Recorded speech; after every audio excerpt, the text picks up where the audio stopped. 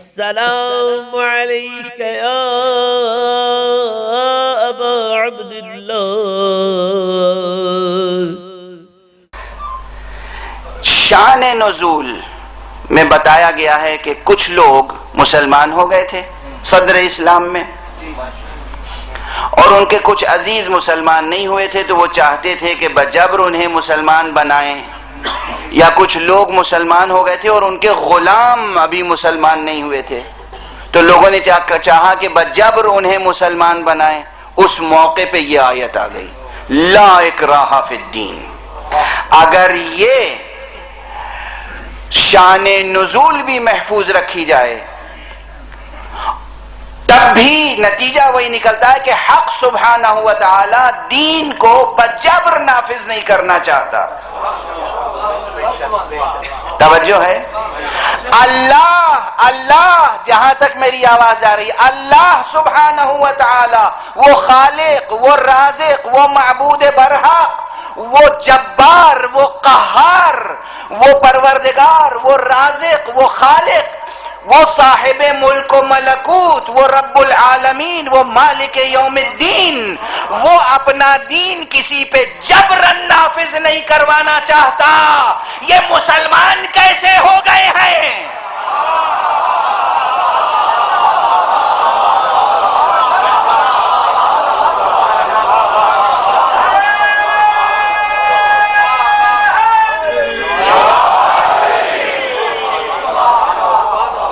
جو اپنے نظریات کو، یا کوئی ایک مسلک والا دوسرے مسلک والے کو اپنے مسلک کا پابند بنانا چاہتا ہے اجتہادی مسائل میں، اجتہادی مسائل میں۔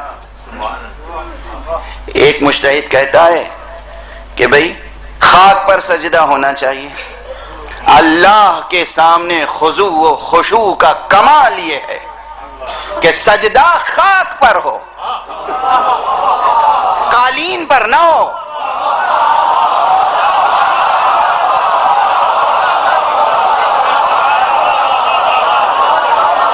آپ کا کسی اور کا مسلک کہتا ہے نہیں صاحب، قالین پر بھی، حریر پر بھی، دیبا پر بھی، بہترین چیزوں پر بھی سجدہ ہو سکتا ہے۔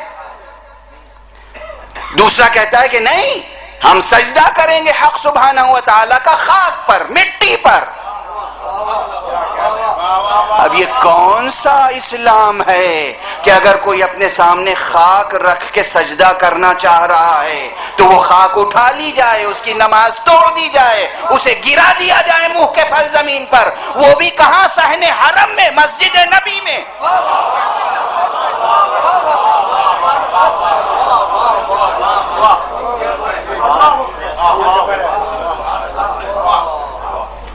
اللہ اپنا دین اور اپنا مذہب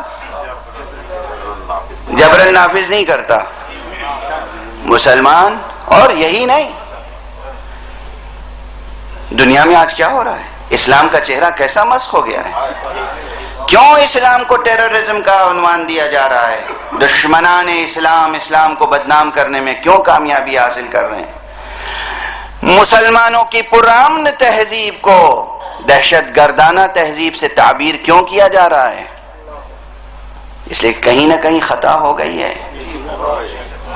اگرچہ مورخین کا جواب ہم کل بھی دیتے تھے، آج بھی دیں گے، قیامت تک دیتے رہیں گے، کہ جس قرآن میں لا اکراہ فی الدین موجود ہو، اور جس اسلام نے آقاؤں کو اپنے زر خرید غلاموں کو بھی بجبر دین بدلنے کے لیے اجازت نہ دی ہو،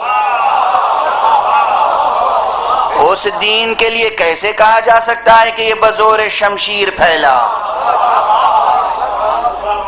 یہ بزور شمشیر نہیں پھیلا۔ ایک جملہ عرض کر رہا ہوں، بڑا تہدار جملہ ہے، ایک جملہ عرض کر رہا ہوں، اسلام تاریخ اسلام پڑھیے، اسلام بزور شمشیر نہیں پھیلا، اسلام بزور شمشیر نہیں پھیلا، اسلام بزور شمشیر نہیں پھیلا۔ علی ابن ابی طالب کے ہاتھ میں جو شمشیر تھی وہ اسلام کی حفاظت کے لیے تھی، اسلام کے زبردستی نفاذ کے لیے نہیں تھی۔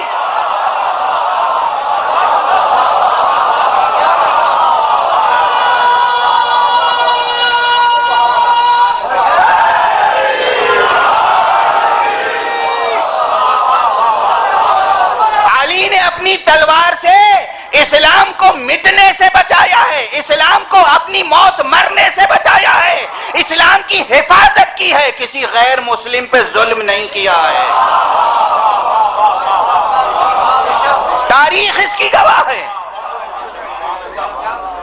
تاریخ اس کی گواہ ہے، تاریخ اس کی گواہ ہے۔ جتنی جنگیں صدر اسلام میں ہوئی ہیں سب دفاعی جنگیں ہیں، مگر ممکن تھا کہ صاحب مقام خلق عظیم، مگر ممکن تھا کہ رحمت للعالمین کسی سے جنگ کریں صرف اس لیے کہ تم کلمہ پڑھو بزور بجبر باکراہ۔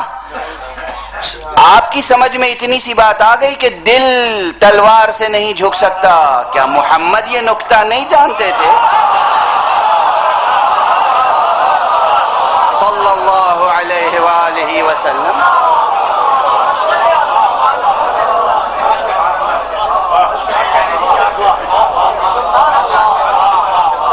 دنیا کا ہر فرد یہ نکتہ درک کرنا مشکل نہیں ہے، کسی بھی قسم کا جبر ہو دل نہیں بدل سکتا۔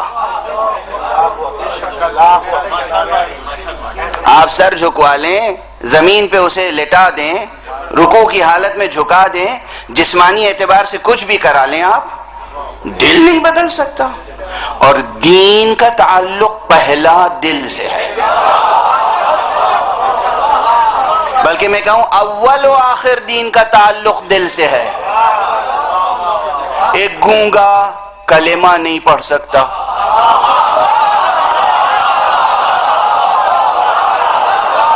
اس کا اسلام کیسے ثابت ہوگا؟ زبان سے لفظ ہی ادا نہیں ہوتے، اسلام کیسے ثابت ہوگا؟ ایک کوئی گونگا بھی ہو اور ہاتھ پاؤں سے مفلوج بھی ہو، نماز نہیں پڑھ سکتا، اسلام کیسے ثابت ہوگا؟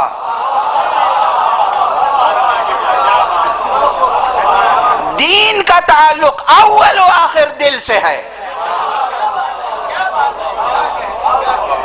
اول و آخر دل سے تعلق ہے، اور دل جبر سے نہیں جیتا جا سکتا۔ لا اکراہ فی الدین کے یہ معنی ہے۔ اور اب ایک جملہ عرض کر دوں، کسی اور کے ہاتھ میں شمشیر ہوتی صدر اسلام میں تو ہم باور بھی کر لیتے کہ کہیں بیجا چلا دی ہوگی،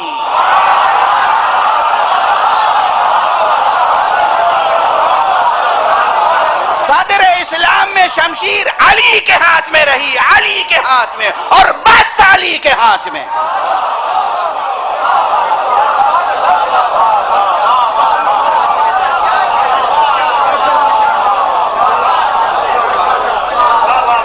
صلوات پڑھ دیجئے محمد وآلہ۔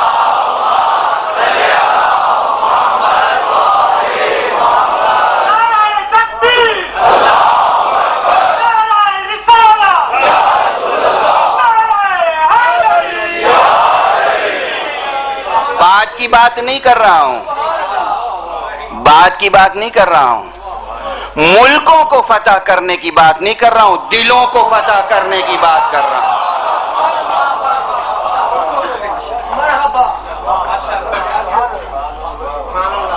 دلوں کو فتح کرنے کی بات کر رہا ہوں۔ آپ بتائیے، قرآن مجید میں ایک سورہ ہے جس کا نام ہی ہے سورہ فتح، کب نازل ہوا تھا؟ اور اس فتح میں کہیں تلوار چلی؟ اسلام کی فتح اسے کہتے ہیں، اسلام کی فتح اسے کہتے ہیں۔